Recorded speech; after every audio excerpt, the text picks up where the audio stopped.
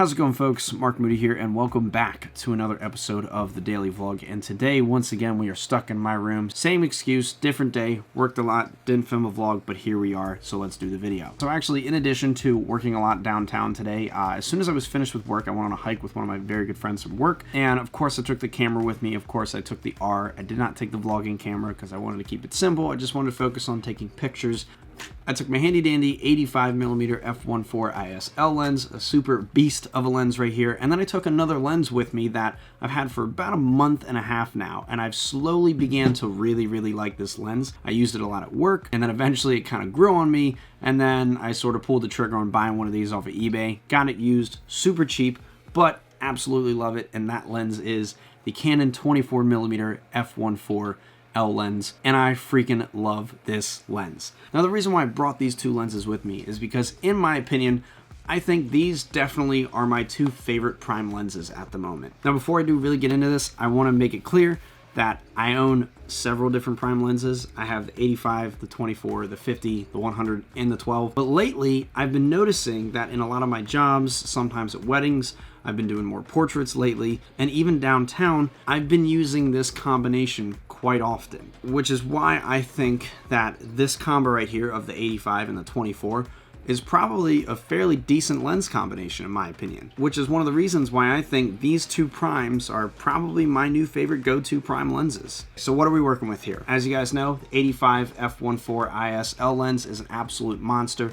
It's big, it's gigantic, heavy, but the image is awesome. Shoots all the way wide open at f1.4, which is super shallow. It's an 85mm, so it's super tight. It's got image stabilization, so it's great for video. On top of that, this lens is very sharp. Overall, it is an absolute beast of a lens. Biggest downside about it, it is fairly expensive. I think right now this thing will run you probably about $1,500 to maybe $1,600, maybe a little bit more than that, but it's expensive, but totally worth every single penny. In my other hand here is the 24 f1.4 L Mark II lens. This lens is really not that far off from the Mark I lens that they made. I think Canon's only made two versions of this. There really isn't that big of a difference between this version and the Mark I. I think maybe a little more weather sealing in this lens. Maybe it's a little bit sharper, maybe more, I guess, stuff. I've even tried out the Mark I, and really there's not that big of a difference. But this lens right here, it's wide angle, it is sharp, it's very nice, image looks great. It does not have image stabilization, so it's a little weird for video. You do have to be a little more steady with your video, but overall, really nice lens, and I absolutely love this. What I really like about this lens is that I can actually get fairly close to my subject and still have it in focus. So it has a very small minimum focusing distance as opposed to the 85mm. I can barely get within 3 feet of a subject before it is out of focus. This guy, I think I can get within like a couple of inches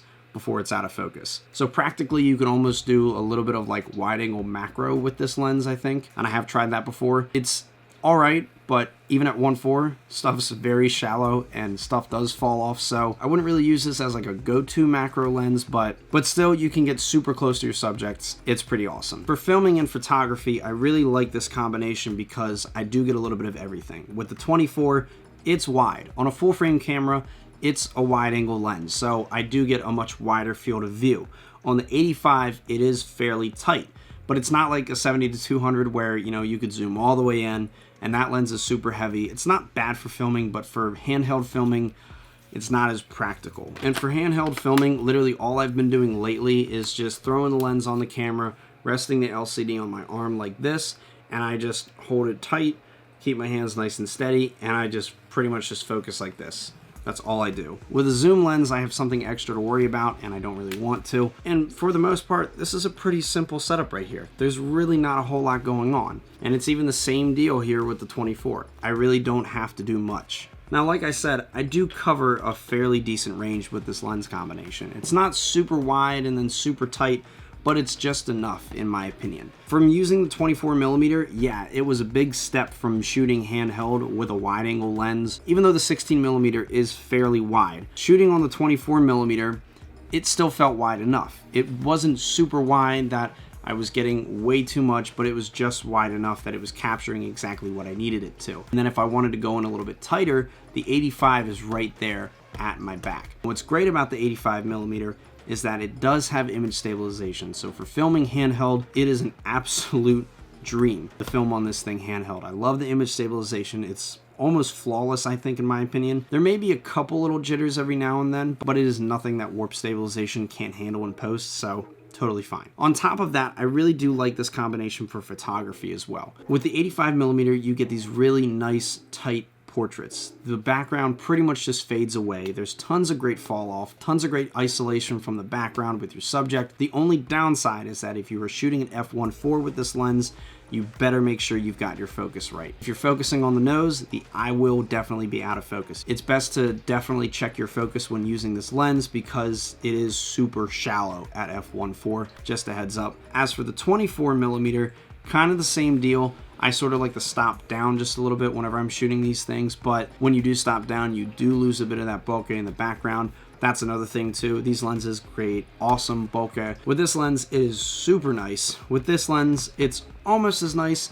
Depending on what your background does look like, you can get some really busy bokeh in the back, but it's not terrible. It won't take away from your image. Other thing that I think is awesome with this wide angle lens and this really tight lens is that these things are super fun for portraits. Like I said, that shoot with Catherine the other day, I did use this lens a lot towards the end and I was really happy with the results. I really liked using the 24mm for portraits. It's something I've been very interested in, and getting a chance to use this the other day, I was super happy with the results. The only downside that I have with this combination here is there's no real good middle ground. Well, there probably is. I don't have it.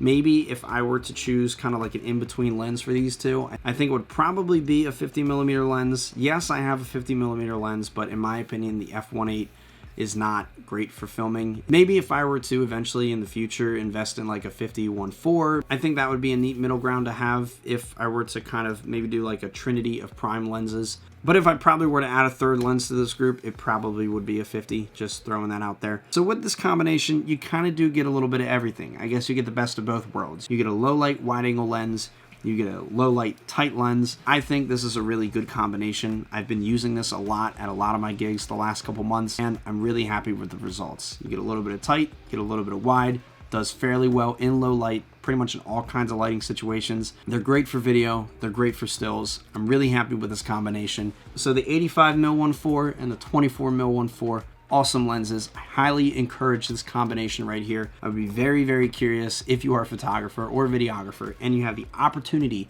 to use these two lenses in conjunction with each other. I would be very curious to hear what your experience is, and I would be very curious to see what you guys think. With that being said, that is it for this video. I really hope you all enjoyed this one. Thank you so much for watching. Please like, share, and subscribe, and I'll see you guys tomorrow. Bye-bye.